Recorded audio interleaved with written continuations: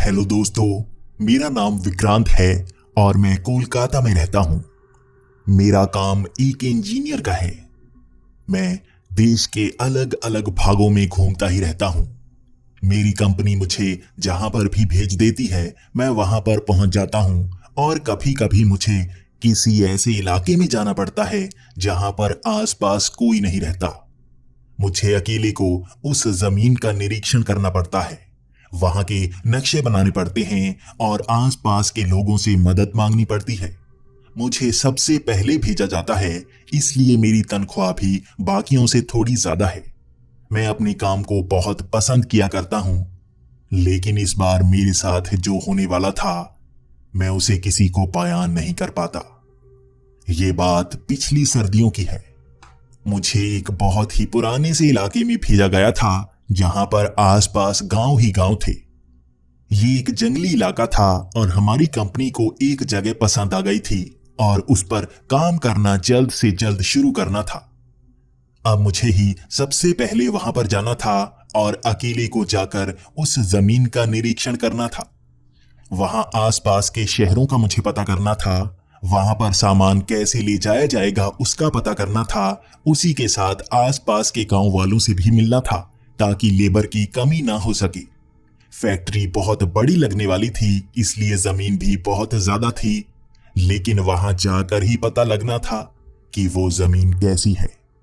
मैं शाम को यहां से निकला था क्योंकि समय काफी ज्यादा लगने वाला था। रात का सफर पूरा करने के बाद मैं उन जंगली इलाकों में पहुंच गया था। मुझे बहुत ही पहले उतार दिया गया था और सुबह का वक्त होने वाला था, तो चलकर मुझे आगे तक जाना था। यहां पर तो सड़क भी कच्ची बनी हुई थी, तो मुझे इस बात को भी नोट करना था क्योंकि कच्ची सड़क से सामान अंदर जंगल तक ले जाने में बहुत ज्यादा परेशानी होने वाली थी। आसपास कोई अगर नदी मिल जाए तो काम आसान हो जाता है, क्योंकि गंदे पानी को नदी में बहाने में आसानी होती है और ऐसा पानी मिल जाने पर वहां पर पानी की कमी भी नहीं होती। लेकिन जमीन उबड़ खाबड़ हो तो भी ज्यादा परेशानी हो सकती है। शायद पहले इस जमीन को देखा गया होगा। मालिक ऐसा ही करते हैं, हमेशा ऐसी जमीन पर फैक्ट्री लगाने की बात करते हैं जो बहुत ज्यादा सस्ती हो, लेकिन वो ये नहीं सोचते कि वहां पर सामान ले जाने में कितनी परेशानी हो सकती है। मेरा ये काम होता है, सड़कें बनानी भी मुझे ही पड़ती है। यहाँ पर कच्ची सड़कें थी, वो भी मिट्टी की, तो मुझे ये भी संभालना था कि यहाँ पर पहले मैं सड़क बनाने का काम शुरू करूं, सड़कों को चौड़ा करूं, आसपास के जो भी पेड़ पौधे हैं उनकी मैं सफाई करवाऊं। लेकिन सबसे पहले मुझे उस बड़े गांव तक पहुंचना था। उस बड़े गांव में जाकर ही मुझे पता लगता कि जमीन आसपास कहां पर लगती है। मैं सुबह के वक्त ही उस गांव में पहुंच गया था और वहां के लोग बहुत ही अच्छे थे। उन्होंने मुझे नाश्ता दिया। मैं नाश्ता करते करते वहां की सरपंच से बातें किए जा रहा था। वो मुझे बता रहे थे कि जमीन उस पहाड़ी के एक तरफ लगती है।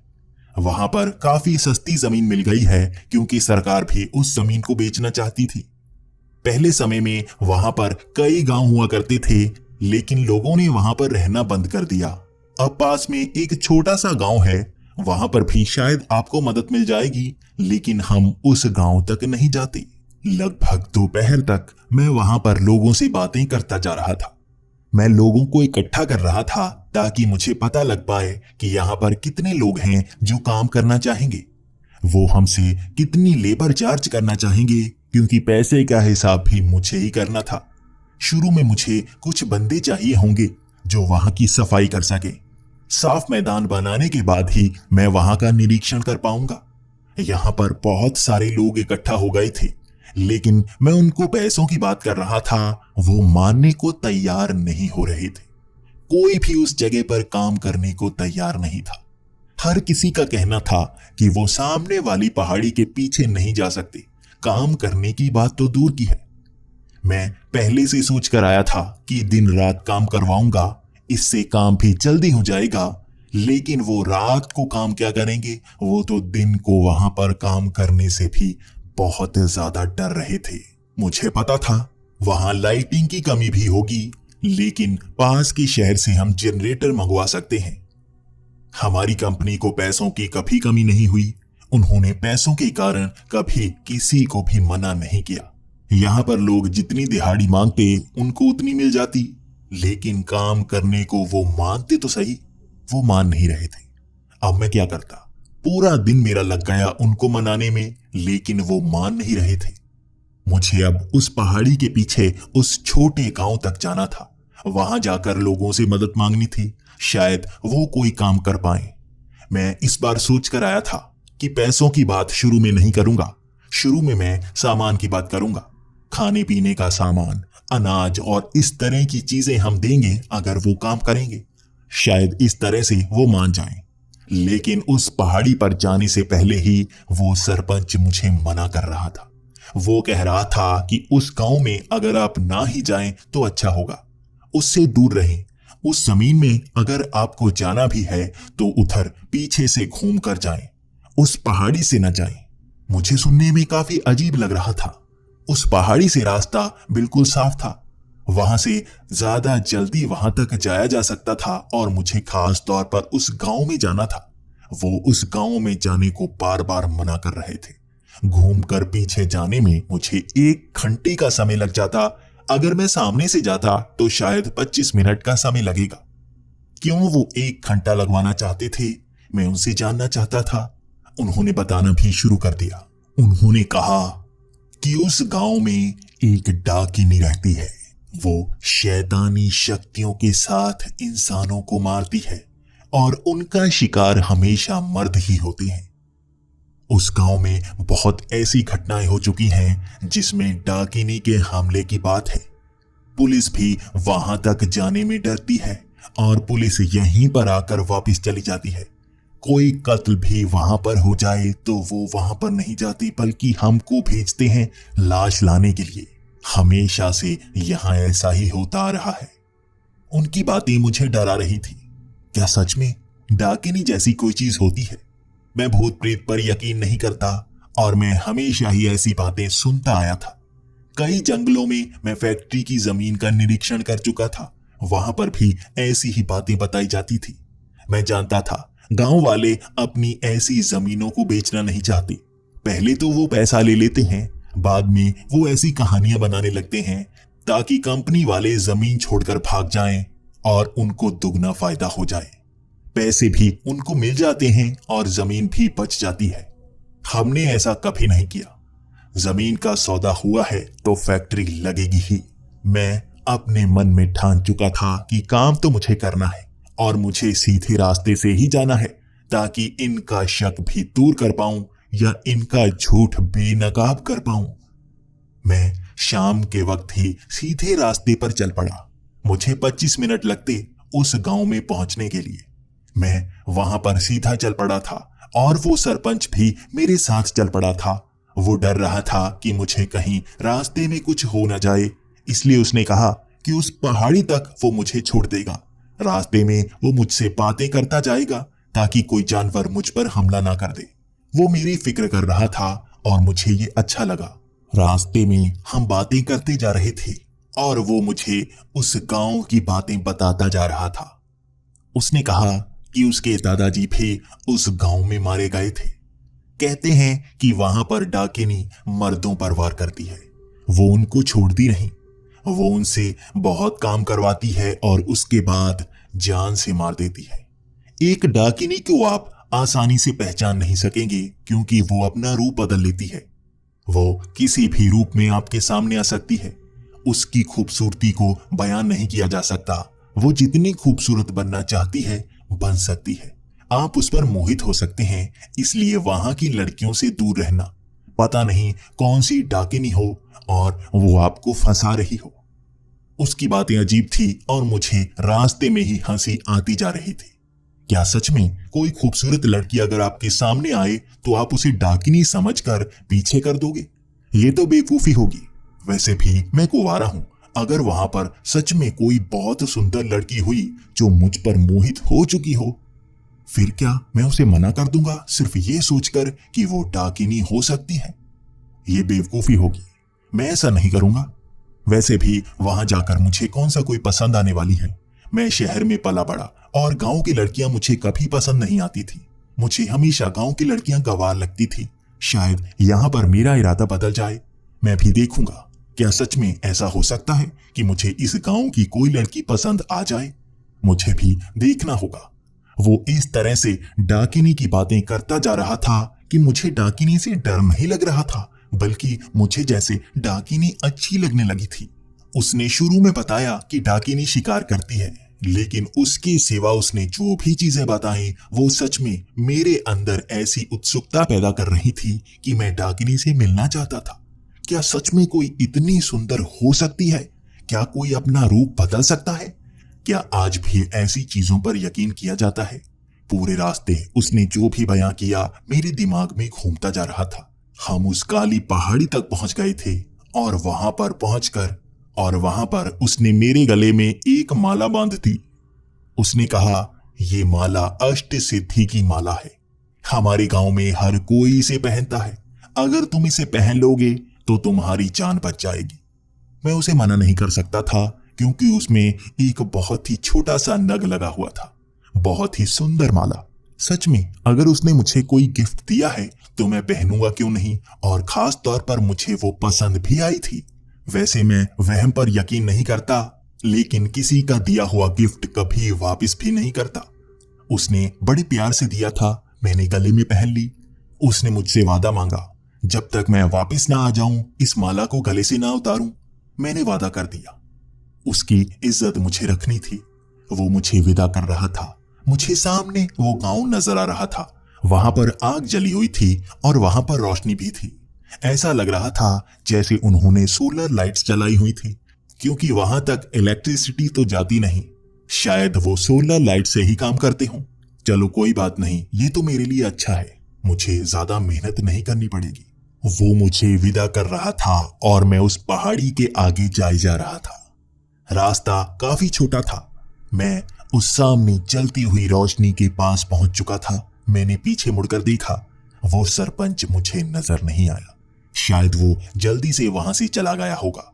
उसने पहले ही कहा था, मैं जैसे ही उस गांव में पहुंचा वो जल्दी वापस आ जाएगा। वो यहां रुकना नहीं चाहता, उसे डर लग रहा था। मैं इस गांव में पहुंच गया था। यहां हर घर में रोशनी जल रही थी। मुझे यहां के सरपंच से मिलना था। मैं पहले 2 घरों में गया, उनका कुंडा खड़काया, लेकिन कोई भी बाहर नहीं आया।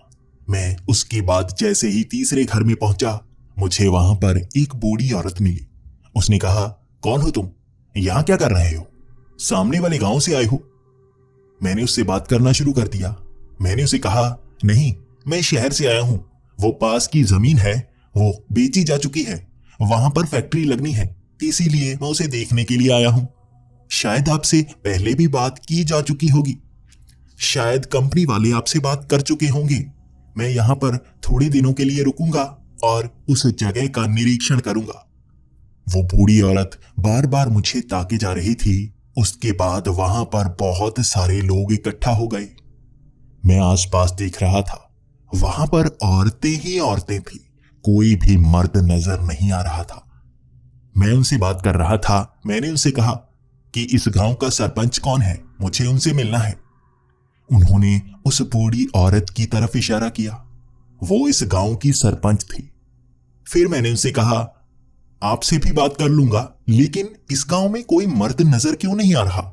मुझे किसी मर्द से बात करनी होगी, क्योंकि मुझे लेबर के लिए थोड़े बंदे लगेंगे। उस गांव में मुझे बहुत काम करवाना है और आज रात मुझे रुकने के लिए भी कोई जगह चाहिए। क्या यहाँ पर कोई जगह मौजूद है? वो सब एक दूसरे की तरफ देखे जा रही थी। मुझे किसी और ने जवाब नहीं दिया। उस बूढ़ी औरत ने जवाब दिया, यहां पर रहने के लिए तुम किसी भी घर में रह सकते हो। मैं थोड़ा सा शर्मा रहा था और मैंने कहा, यहां सब औरतें नजर आ रही हैं, लड़कियां नजर आ रही हैं। मैं ऐसे किसी के घर में नहीं रुक सकता। अगर कोई मर्द है यहां पर, मैं उसके घर में रुक जाऊंगा। वो फिर से एक दूसरे की तरफ देख रही थी। उन्होंने कहा, इसकी पूरी सच्चाई हम तुम्हें बाद में बताते हैं। तुम किसी के भी घर में रुक सकते हो। ऐसा करो, तुम इस सरपंच के घर में रुक सकते हो। मैं उस बूढ़ी औरत की तरफ देख रहा था और मैंने सोचा, हां, यहां पर रुक जाता हूं। अगर मैं किसी और के घर में रुका और किसी ने मुझ पर इल्जाम लगा दिया तो मैं फंस सकता हूं। कहीं कोई औरत मुझे कह दे कि मैंने उसे छेड़ा है, या कोई लड़की मुझे कह दे मैंने उसे छेड़ा है, तो मैं फंस सकता हूं। इस बूढ़ी औरत के घर में रुक जाता हूं, अच्छा रहेगा। इसके बाद मैं वहीं पर खाना खाने के लिए रुक चुका था। मुझे भूख लगी थी क्योंकि दोपहर को भी मैंने खाना नहीं खाया था। वहां पर बातें करते करते कब शाम हो गई मुझे पता ही नहीं चला। यहाँ पर मुझे खाना खाना था, लेकिन सच में वहां पर मेरी बहुत सेवा हुई। मेरे लिए अच्छे से अच्छा खाना लाया गया। वहां पर औरतें ही औरतें मुझे घेर कर बैठी हुई थी। वहां पर ज्यादातर महिलाएं थी जो जवान ही लग रही थी। वहां पर सिर्फ एक ही बूढ़ी औरत थी। वो बूढ़ी औरत इस घर की मालिक थी। मैंने खाना खाया और उसके बाद बातें शुरू कर दी। मैंने उससे पूछा, यहां पर कोई मर्द नजर क्यों नहीं आ रहा है? पहले तो वो एक दूसरे की तरफ देखे जा रही थी।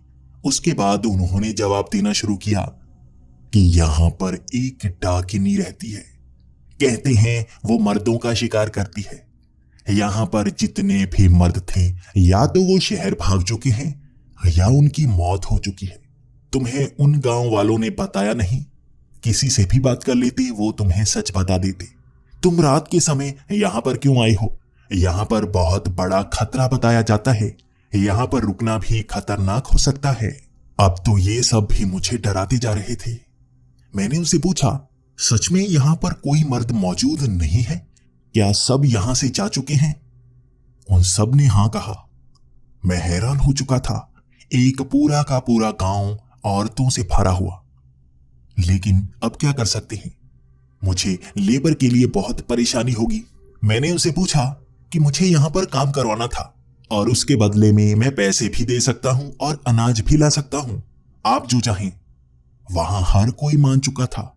उन्होंने कहा कि उनको पैसों की कमी है, अगर उन्हें कोई काम मिल जाए तो अच्छा होगा। वो सब काम करने को मान चुकी थी। उनकी संख्या काफी ज्यादा थी। मुझे भी खुशी हुई, चलो काम करने के लिए कोई तो मान गया। उस रात मैं उस बूढ़ी औरत के घर पर सोया। सुबह भी मुझे बहुत अच्छा नाश्ता मिला। मैं उनके साथ उस जमीन पर पहुंच चुका था। वहां पर हमने निरीक्षण किया। वो जमीन तो अच्छी थी, लेकिन वहां पर बहुत सारी झाड़ियां लगी हुई थी। वहां उनकी संख्या बहुत ज्यादा थी। मैंने उनसे अब सौदा करना शुरू कर दिया। मैंने सबसे कम से शुरुआत की। मैं उनको सबसे कम पैसा देना चाहता था, क्योंकि कंपनी वाले मुझसे जवाब मांगते कि मैंने औरतों को काम पर क्यों रखा है। उनको दिहाड़ी भी कम देनी होगी, बाकियों से थोड़ी कम। शायद वो कम काम कर पाए। वो शायद मर्दों जितना जोर वाला काम नहीं कर पाएंगी। यहां पर बहुत बड़े बड़े पेड़ हैं, इसमें भी परेशानी होगी। लेकिन सच में उस दोपहर उन्होंने जितना काम किया, मैं खुद हैरान था। शायद सच में उन्हें पैसों की बहुत ज्यादा जरूरत थी। पूरी जमीन लगभग साफ हो चुकी थी। घास फूस हटाया जा चुका था, झाड़ियों को हटाया जा चुका था।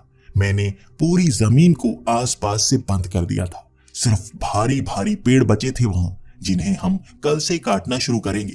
थोड़े दिन इन्हीं में लगेंगे, उसके बाद जमीन का निरीक्षण भी करना होगा। उस रात हम फिर से गांव में वापस आ गए। मैं तो हैरान था। वो डर नहीं रही थी। वो तो अंधेरे में जाने से भी नहीं डर रही थी।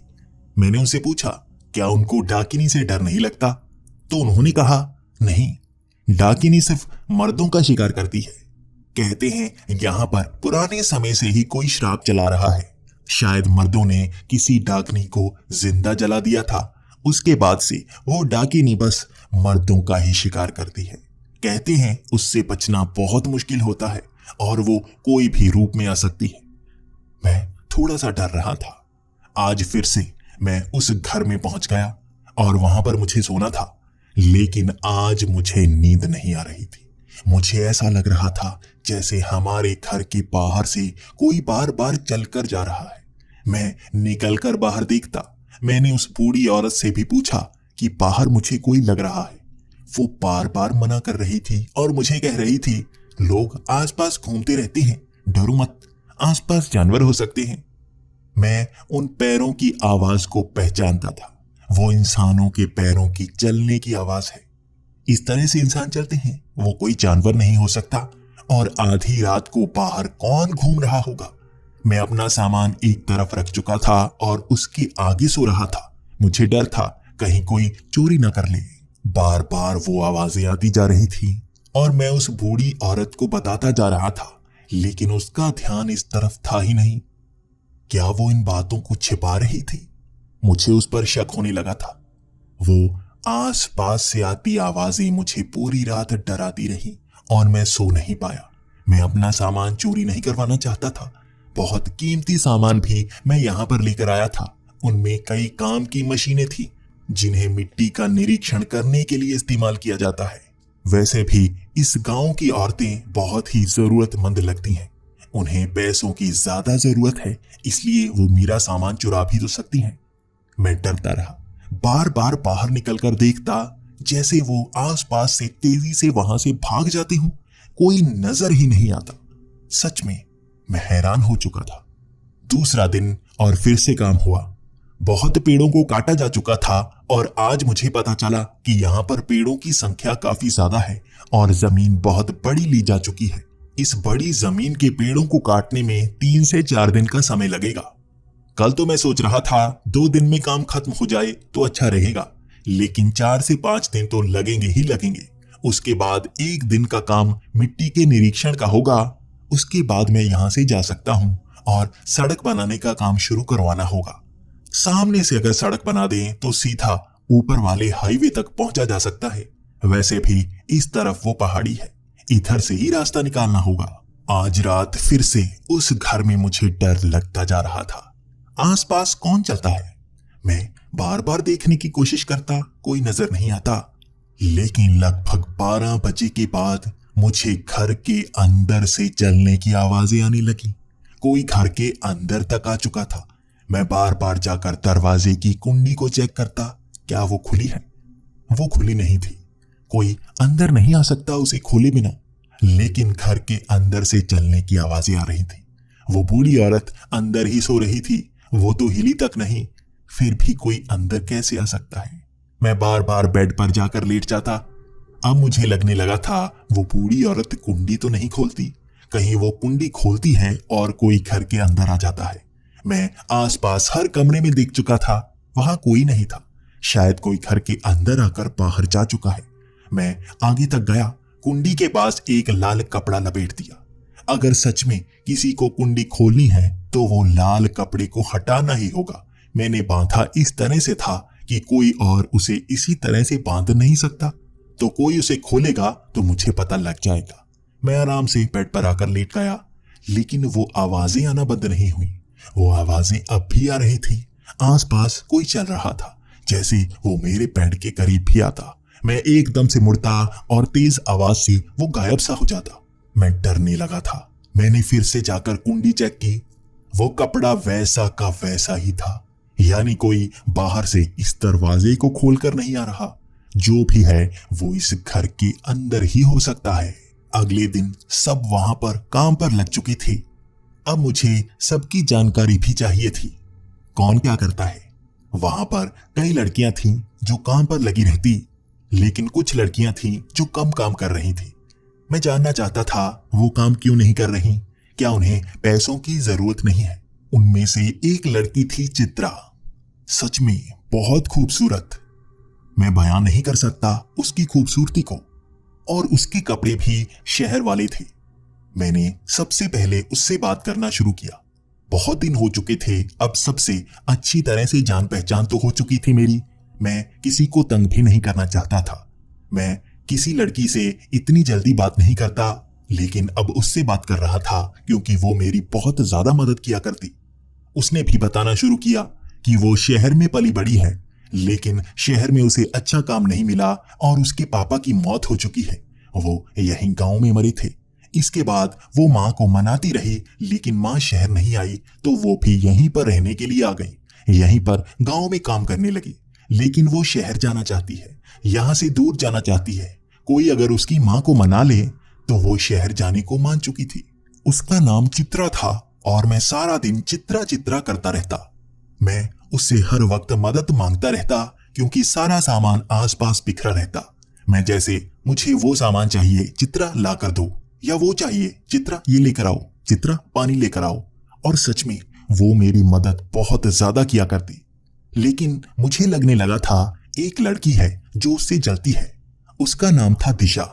वो बार बार उसे रोकने की कोशिश करती और भागकर मेरे पास आ जाती और मुझे सामान देती। वो गांव की लड़की थी, मैं उससे भी बात किया करता।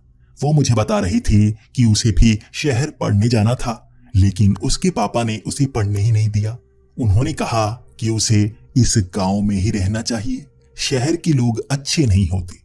उसका कहना था कि उसे तो शहर के लोग बहुत ज्यादा अच्छे लगते हैं, गांव के लोग अच्छे नहीं लगते। वो चाहती है कि उसकी शादी शहर में हो जाए। वो जैसे मुझे पसंद किया करती थी, वो मेरी तरफ सारा दिन देखती रहती। वो हमेशा काम मेरे आसपास ही करती और भागकर ज्यादा काम करने की कोशिश करती। मुझे हमेशा लगता वो मुझे इम्प्रेस करने की कोशिश कर रही है। वो भी भला की खूबसूरत थी। सच में मुझे वो भी पसंद थी।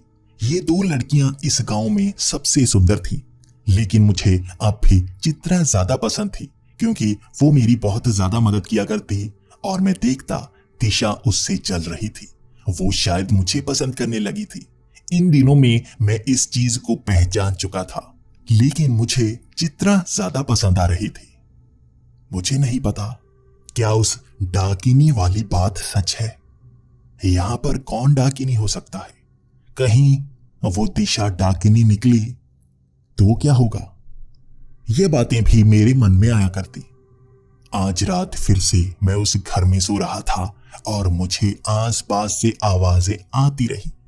मैं सोने की कोशिश करता रहा और घर के अंदर से भी चलने की आवाजें आती रही। एक बार जब मैं उठकर उस आवाज के पीछे भागा, मुझे सच में एक औरत नजर आई। मैं देखना चाहता था वो कौन है, वो यहां पर क्या करने आती है, लेकिन एक दीवार के अंदर वो समा गई। मैं वहीं खड़ा देखता रह गया। कोई दीवार में कैसे समा सकता है? उसके पास कोई अजीब सी शक्ति मौजूद लगती है। उस दिन से मैं यकीन करने लगा इन चीजों पर। पता नहीं वो भूत थी या कोई प्रेत। क्या वो डाकिनी थी जिसकी कहानियां सुनाई जाती हैं? आज मैंने अपनी आंखों से किसी ऐसी चीज को देखा था, इसलिए डर तो जायज था। अगले दिन मैंने सबसे बात की। मैं जानना चाहता था वो डाकिनी क्या करती है, क्या वो मुझ पर हमला कर सकती है। वहां सब यही बता रहे थे कि डाकिनी धीरे धीरे हमला करती है। वो धीरे धीरे नजदीक आती है और आत्मा से जुड़ने की शक्ति पैदा करती रहती है। वो किसी भी रूप में आ सकती है, इसलिए चौकन्ने रहना होगा। मैंने सबसे बात की, लेकिन जब मैंने चित्रा से बात की तो उसका कहना था कि उसे शक है। दिशा एक डाकिनी है। वो मेरे पास आने की कोशिश कर रही है। मुझे उसे दूर करना होगा। अगर वो मेरे ज्यादा पास आ गई तो वो मेरे अंदर से आत्मा को चूसना शुरू करेगी और मुझे जान से मार देगी। मैं अकेले में गया और दिशा से भी बात करने लगा। मैं उससे जानना चाहता था कि उसे क्या क्या पता है। मैं उसको पहचानना चाहता था कि क्या वो डाकिनी है। उसने मुझे बताना शुरू किया कि चित्रा एक डाकिनी है और वो मुझे मारना चाहती है। वो मुझे प्यार के झांसे में फंसाती जा रही है और वो कभी भी मेरा शिकार कर सकती है। मुझे उससे दूर रहना चाहिए। वो हमेशा से ही पास आकर मुझे बचाने की कोशिश कर रही है। यहां पर इसी तरह से वो शिकार करती आ रही है। वो इतनी सुंदर इसीलिए है। यहाँ की सबसे सुंदर लड़की मैं हूं, लेकिन वो सबसे सुंदर अपनी शक्तियों के कारण बनी है। किसी को उसका सच नहीं पता, लेकिन मुझे पता है। मैं उसकी बातें सुनकर भी हैरान था।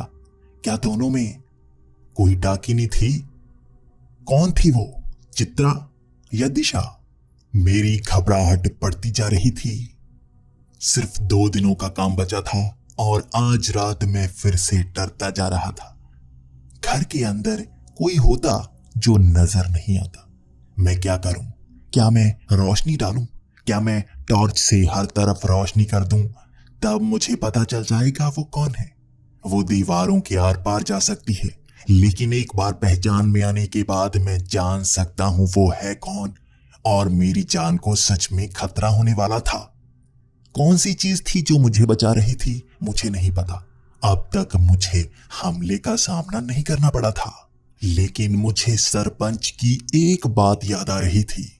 वो थी कि पूर्णिमा के दिन जब पूरा चांद निकलता है, उसकी रोशनी में डाकिनी को पहचानना बहुत आसान होता है। उसकी रोशनी में उसका असली रूप सामने आता है, जो बहुत भयानक होता है। वो सुंदर नहीं बचती।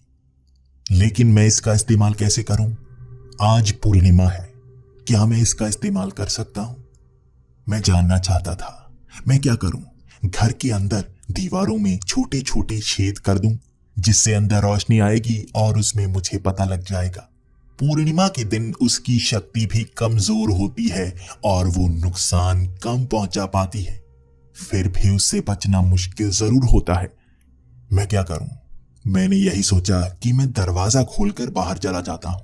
मैं चिल्लाता हूं, वहां पर सबको आना चाहिए, सिर्फ डाकिनी उस रोशनी में मेरे सामने नहीं आएगी। तरीका बहुत अच्छा था। मैं भागकर उस दरवाजे की तरफ जा रहा था। मैंने देखा वो बूढ़ी औरत वहीं पर खड़ी थी। शायद वो बाहर से पानी पीकर आ रही थी। मटका बाहर ही पड़ा था। मैंने उससे कहा कि मैं बाहर जाकर कुछ करने वाला हूं, जिससे पता चल जाएगा कि डाकिनी कौन है। मुझे डर लग रहा है। वो बूढ़ी औरत मेरी तरफ देख रही थी। तुम क्या करने वाले हो? मैंने उससे कहा, देखो वो रोशनी दिख रही है। उसने कहा, क्या मतलब? कौन सी रोशनी? मैंने कहा, उस पूर्णिमा की रोशनी में डाकिनी का रूप सामने आता है। उसने कहा, ऐसा नहीं होता, ऐसा कुछ नहीं होता, सो जाओ जाकर। मैं बार बार बाहर जाने की बात कर रहा था, लेकिन वो सोने की बात कर रही थी। वो मुझे बाहर जाने नहीं देना चाहती थी। पता नहीं क्यों वो बार बार मुझे रोक रही थी। उसने एक दो बार मुझे हाथ पकड़कर पीछे भी किया। सच में उसमें बहुत ज्यादा जान थी। उसकी शक्ति ज्यादा थी एक बूढ़ी औरत से। मैं एकदम से सोचने लगा, कहीं ये डाकिनी तो नहीं। मुझे अपने मन का भ्रम पूरा करना था। मैं अपने बेड पर जाकर लेट गया और वो अपने कमरे में जाकर सो गई। उसके कमरे में एक खिड़की थी और चांद भी बिल्कुल सामने। अगर मैं उस खिड़की को खोलूं, उसकी रोशनी में मैं पहचान सकता हूं कि वो डाकिनी है या नहीं। मैं उसके कमरे में गया। मैंने खिड़की खोली और पूरे चांद की रोशनी जो उसके पैर पर पड़ी, उसका रूप बदल गया था। उसके पैर की हड्डी नजर आई मुझे, बिल्कुल जैसे भूतों की फिल्म में होता है। मेरे सामने वो नजारा था और उसके पैर की हड्डी बिल्कुल काली सी नजर आ रही थी। थोड़ी और रोशनी उसके शरीर के ऊपर पड़ी और उसके कपड़ों का रंग बदल रहा था। काले रंग के फटे हुए कपड़े हो चुके थे उसके, जैसे बहुत साल पुराने हों। उसमें बहुत सारे छेद थे। उससे बदबू आना शुरू हो चुकी थी, जैसे चांद की रोशनी में वो सड़ रही थी। वो थोड़ी सी हिली, शायद उसे परेशानी हो रही थी और मैं भी डर गया। मैंने खिड़की को बंद कर दिया और मैं अपनी बेड पर जाकर सो गया। डरा हुआ मैं ये जान चुका था यहाँ पर डाकिनी कौन है। उस पूरी रात मैं सोया नहीं। मैं इंतजार करता रहा, कहीं वो मुझ पर हमला ना कर दे। मैंने पास का दरवाजा भी खोल रखा था। मैं जान चुका था यहाँ पर डाकिनी कौन है और मुझे सबको बताना था। सब मेरी मदद जरूर करते।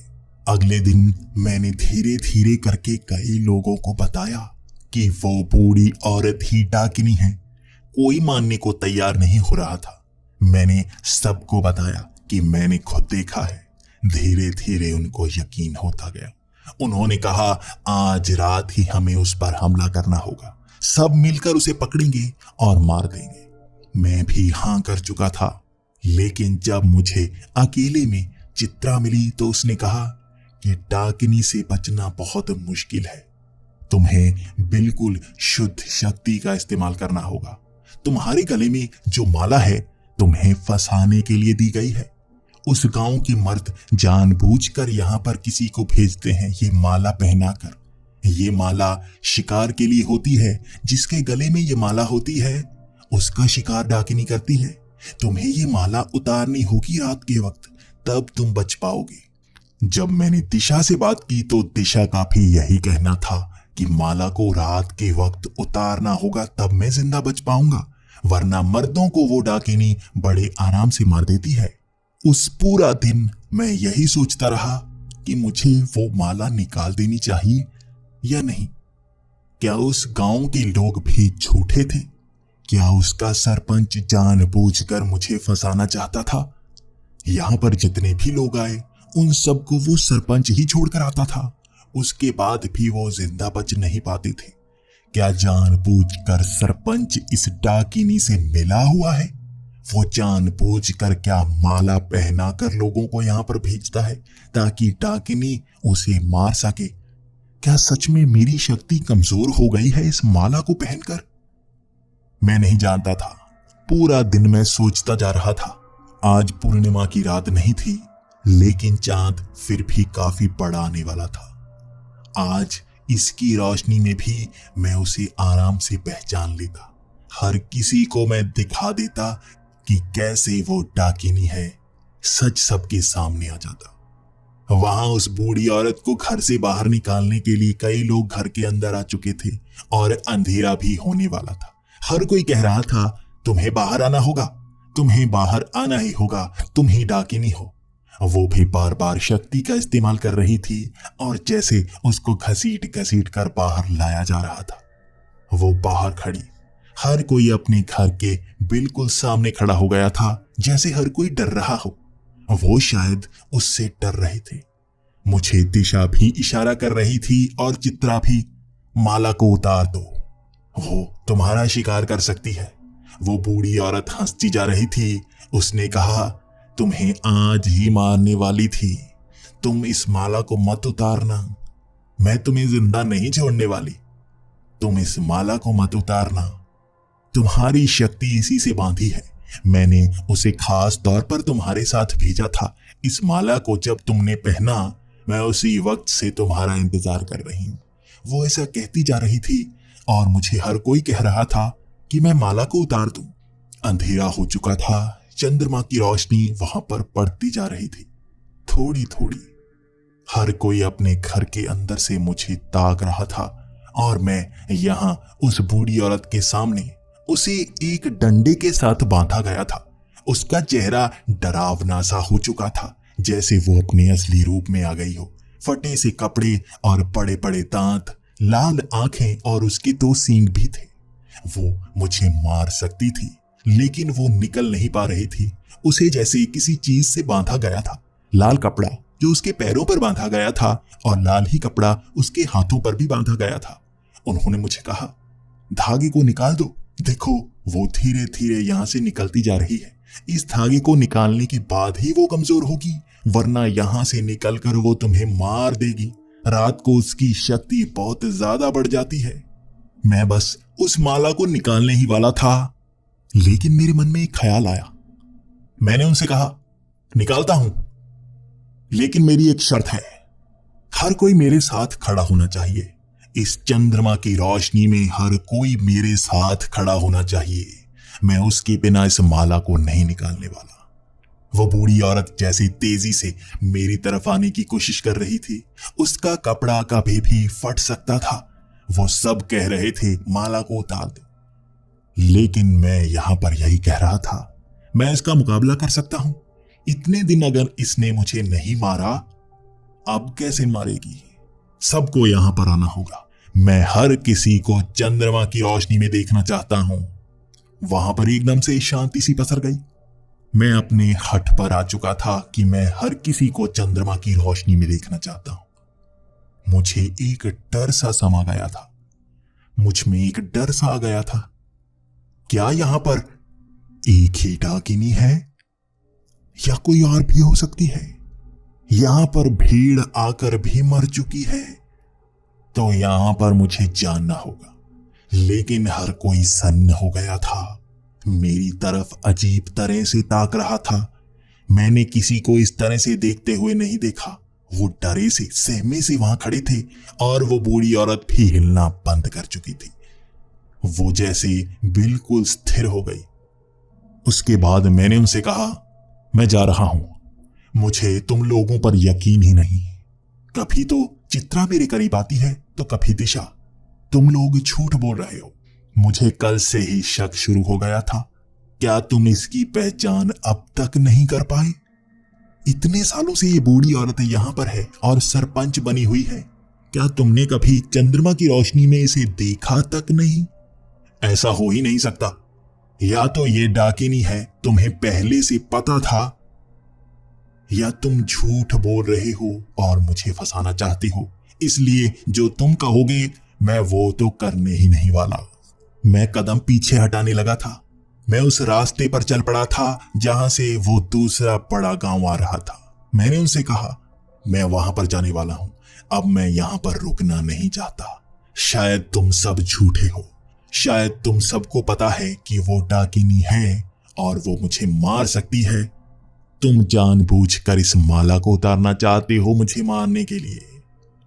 वो सब सन्न खड़े मुझे देखे जा रहे थे और मेरे कदम जैसे ही ज्यादा पीछे गए, हर कोई चंद्रमा की रोशनी में आकर वहां खड़ा हो चुका था। मेरे होश उड़ गए। मैं देख नहीं पा रहा था। डर के मारे मेरे पैर कांपने शुरू हो गए। हर एक औरत डाकिनी थी। वो इंसानों का गांव ही नहीं था, वो तो डाकिनी का गांव था। हर औरत डाकिनी। दिशा, चित्रा, वो बूढ़ी औरत, हर औरत डाकिनी थी। उन्होंने मर्दों का शिकार किया। इस गांव में जरूर मर्द कभी रहे ही नहीं, वो शहर कभी गए ही नहीं, क्योंकि ये सब मिलकर किसी को छोड़ती ही नहीं। मैं अब भी जिंदा था और जान चुका था ये गले की माला मुझे जिंदा बचाए हुए है। शायद इसी के कारण मैं बचा हूं। मैं कदम पीछे बढ़ाता जा रहा था और वो मेरा पीछा करती जा रही थी। वो आसपास से निकलती, मुझे धक्का देती, मैं एक तरफ गिरता, लेकिन वो मुझ पर ज्यादा वार नहीं कर पा रही थी। वो जब भी मुझे धक्का देती, उनकी भी चीख निकलती, जैसे उन्हें दर्द होता। शायद ये माला मुझे अब भी बचाए रखे हुए थी। लगभग 15 मिनट में मैं उस गांव में पहुंच गया। मैं बहुत डरा सहमा सा उस गांव में चीखें मार रहा था और लोगों ने मेरी मदद की। वो भी वहां पर आ चुके थे और उन इतनी सारी डाकिनी को देखकर सब हैरान थे। मैं जिंदा वापस आ चुका था और उनको बताता जा रहा था कि उस गांव में कोई डाकिनी नहीं रहती, वो पूरा गांव डाकिनी का है। हर एक औरत डाकिनी, सैकड़ों की संख्या में डाकिनी वहां पर निवास करती हैं। वो रात मैंने उस बड़े गांव में निकाली और मुझे आसपास से चलने की आवाजें आती रही। मैं डरा सहमा एक कोने में बैठा रहा। हमारे कमरे में लगभग 15 लोग थे। हर कोई उस आवाज को सुन सकता था। हर किसी के गले में माला थी, शायद इसीलिए सब जिंदा थे। अगली सुबह मैं उस गांव से निकला। मैं सामान तक वापस नहीं लेना चाहता था, अपनी जान बचाना चाहता था। मैंने पुलिस में कंप्लेंट भी की। शायद कुछ होने वाला नहीं था। कौन कर सकता था उन डाकिनी के गांव का सामना? मैं कंपनी में वापस आ गया और मुझे झूठ बोलने के लिए काम से निकाल दिया गया, लेकिन मैं खुश था। मैं सच में सामना कर चुका था और मैं मौत को दावत नहीं देना चाहता था। मैंने वो काम छोड़ दिया। आज भी मुझे उस गांव की याद आती है और मैं कई बार अपने दोस्तों से बात कर चुका हूं जो उस कंपनी में काम करते हैं। आज भी उस जमीन पर काम लटका हुआ है, क्योंकि 3 लोगों की मौत हो चुकी है जो उस गांव में गए। आज भी उस गांव में एक ईंट तक नहीं रखी गई, शायद आगे भी नहीं रखी जाएगी। मैं आज भी लोगों को बताता हूं कि वहां पर इस तरह की शक्ति रहती है, लेकिन कोई मेरी बात